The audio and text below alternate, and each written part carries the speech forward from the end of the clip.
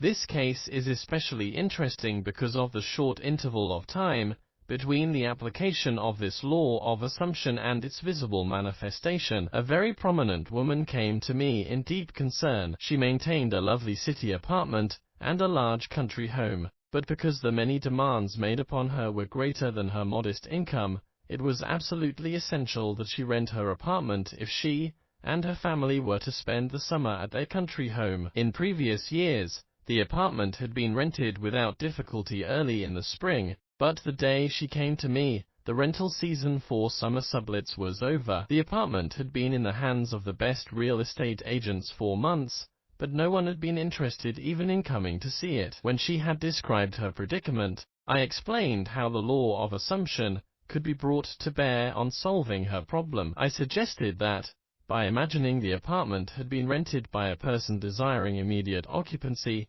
and by assuming that this was the case, her apartment actually would be rented. In order to create the necessary feeling of naturalness, the feeling that it was already a fact that her apartment was rented, I suggested that she drift off into sleep that very night, imagining herself, not in her apartment, but in whatever place she would sleep were the apartment suddenly rented. She quickly grasped the idea and said that in such a situation she would sleep in her country home, even though it was not yet open for the summer. This interview took place on Thursday. At 9 o'clock the following Saturday morning, she phoned me from her home in the country, excited and happy. She told me that on Thursday night she had fallen asleep actually imagining and feeling that she was sleeping in her other bed, in her country home many miles away from the city apartment she was occupying. On Friday, the very next day, a highly desirable tenant, one who met all her requirements as a responsible person,